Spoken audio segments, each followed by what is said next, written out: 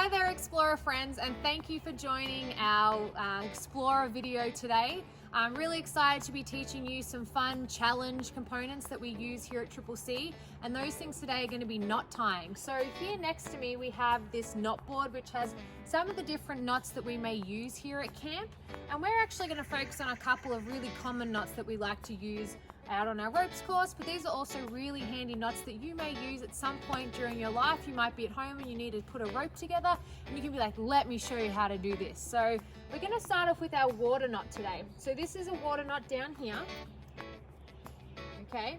And what basically happens with a water knot is you get two ends of a rope or a piece of webbing. So this is webbing that I have here, the purple one, and then I have some old rope here. Now with a water knot, you can either get one rope and tie the two ends together, or if you were trying to attach two separate ropes or webbing or something together, this is where you could use a water knot.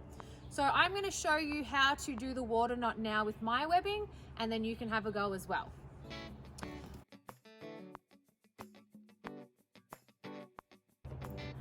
Okay, now explorers, what we're going to do is we're actually going to have a go at creating a water knot. We're going to use this rope to have a go at our water knot. It's actually a little bit easier to see when we do the formation of the water knot. So we're going to practice with this, and then we'll have a look at doing a water knot also with some webbing. So you may be using a shoelace or some old rope you have around, or some yarn, whatever you've got you can use and create a water knot. So what you're going to do is you're going to start with one end of your rope.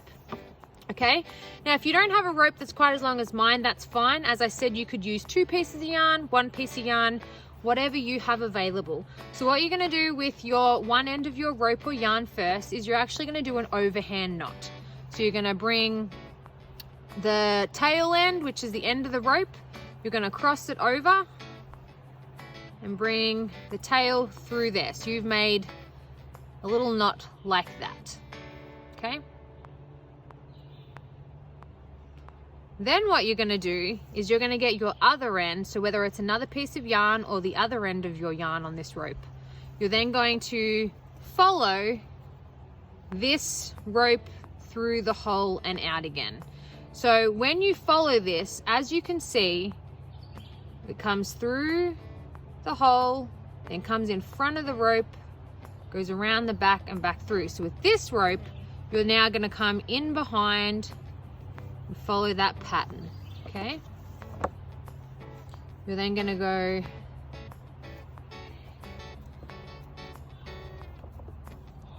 down, around, and then come back through the hole and pull. So now that we've had a go using some rope for a webbing, for a water knot, we're actually going to use our webbing now, and I'm just going to show you briefly how to use the webbing to create a water knot. So you're going to get one end like we did with the rope, and you're going to create an overhand knot. Okay. Then with your other end of webbing,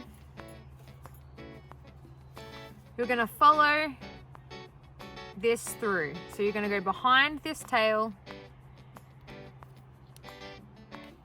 pull through like that.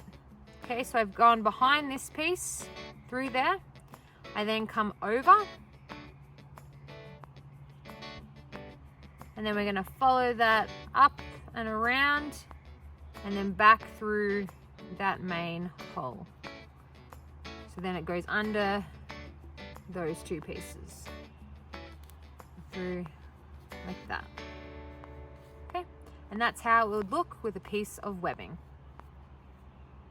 Good job, explorers. Alrighty, explorers, so our next knot we're going to learn today is called a stopper knot.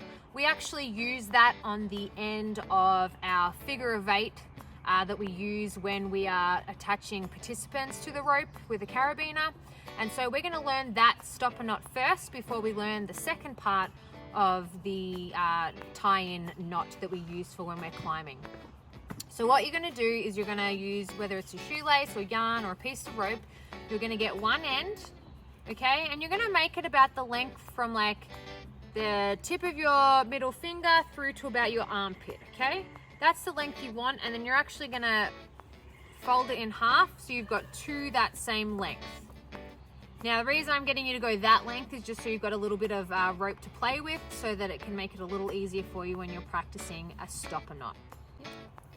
So now that you've got your two parts of the rope, what we're going to do is a little trick I like to use is using my pointer finger. And with my pointer finger, what I'm going to do is I'm going to lay it across the rope like that. So my finger's about middle of this section.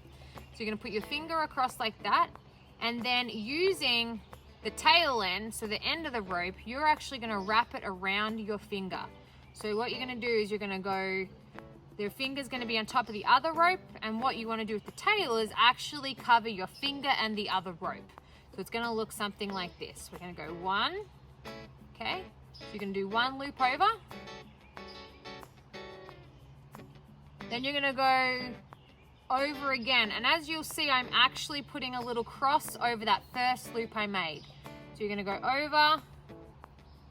Okay, now I have two loops. Then with this tail, what we're going to do now is we're actually going to stick that back through where our finger is. Okay, so what we're going to do is we're going to now, with one of our hands, hold these two loops and the other part of the rope in our hands, and then with our other hand, you're going to then push it through that loop between the two, through the hole between those two loops, and then pull it like that.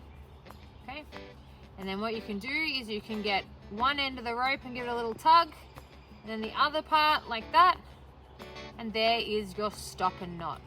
Okay, you have two loops there, it crosses over the back, it's nice and neat. And then what you can actually do is one side you should be able to pull to make a larger loop or a smaller loop. Okay, so that is a stopper knot.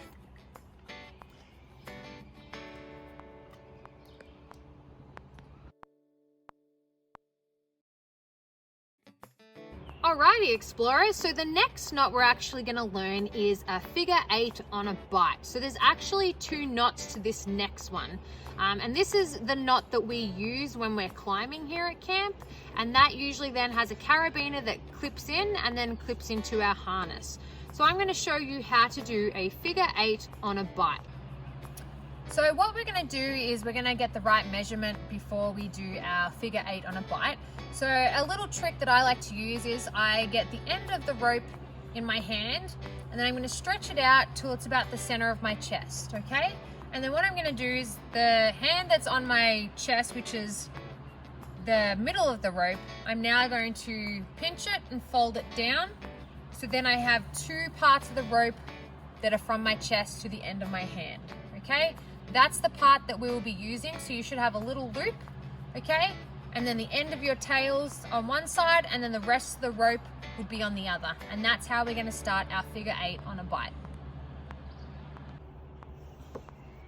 Okay explorers, so now that we have got the length that we need to use, you're going to kind of, if you want to lay it down on your table or wherever you are first to kind of see how long it is, that's also fine. But you're going to find about the halfway point. So there's halfway for me. And what I'm actually going to do is pick it up, and I'm right-handed, so I'm actually going to put my right hand underneath it so that my hand is facing up. The palm of my hand's facing up, and you can just see the rope is sitting across the top. Okay? And it does take practice getting a little more comfortable using rope or yarn and creating these knots. So it's okay if you're feeling a little uncomfortable with it. It just takes practice in getting the feel of it. So now you have it over your hands. The part that has the little loop at the end that you started with, you're actually going to pick that up and you're going to bring it underneath your hand, okay? So you're going to bring it over so it's crossed over the other part of the rope. So you should have the little tail. This is what we're going to call the tail, where this white piece of tape is. Okay, that's our tail end. And then your loop's crossed over so it looks like that.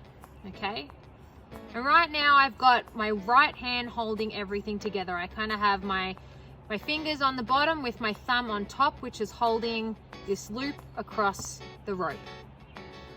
Once you've done that, I'm then going to bring my left hand and I'm going to come underneath and grab this loop, okay? I'm going to bring it under, okay, to my left. Then what I'm then gonna do is once you've brought it down and to your left, it should look like this. Then what you're gonna do is you're gonna get this loop now and put it through the middle of the loop that's in your right hand. So we're gonna come down in the middle, like so. And then I'm still using that left hand, holding everything in my right hand. I'm now gonna pull on my rope, okay? Now, this is where it gets a little tricky. Right now you can see my rope starting to kind of do some funky little things and look like it's twisting.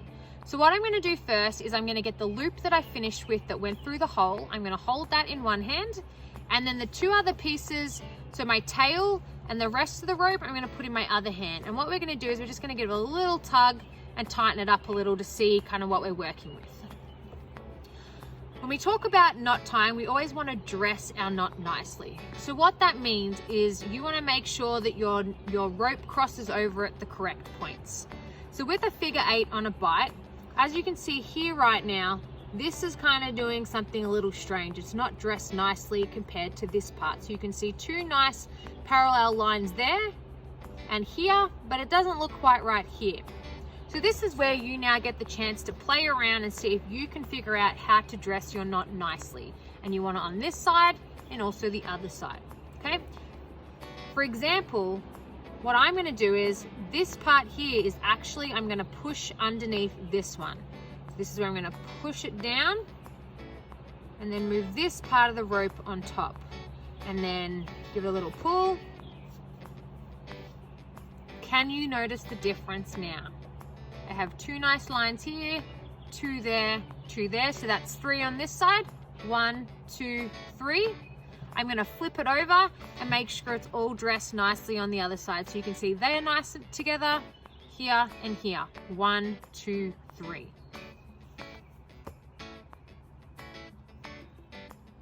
And then you can see here, we have a little loop. The goal is to have this loop as small as possible. And the more practice you get, the smaller you'll be able to get it. And that's where the carabiner will clip in and then clip onto your harness. So as I mentioned, this is a figure 8 on a bite. And as I said before, is you want to try and get this bite as small as possible. So a little gap between the 8 and the end here. So as I said, this takes a little bit of practice, but if you feel like your bite's a little big, now that you have your figure 8, you can actually move the rope around a little. So you can actually get our tail end and push it through, and then you can pull. You can kind of wiggle it around so that you can get it closer to the end here. You can just slide that through a little and then pull that, pull that. So as I said, it takes a little bit of practice and you just got to fiddle around with it and push it down.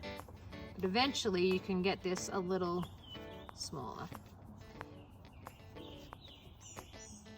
And you may even find that instead of when you start with the length of your rope starting halfway, you may start 3/4 of the way as well. Now you can see I've got it a little bit smaller, okay? That's still a nice, safe figure 8 on a bite. So now the next part is what we're going to do is a stopper knot. So we practiced a stopper knot earlier, okay? So in this case, we're going to use our tail for our stopper knot. So I've actually turned my knot so that the knot is on my right hand and I have the tail in my left hand. If you're left-handed, we can flip it the other way, which I'm happy to show you as well so that you can see it both ways. So then what we're going to do is we're going to hold our knot in one hand and using our pointer finger, we're going to put that over the rope that doesn't have the tail end, okay? And then what we're going to do is we're going to wrap it around 1, 2, so then you have that cross, and then you're going to take your finger out and then poke the rest of this tail through our hole. Like that. And then you're going to pull it nice and tight.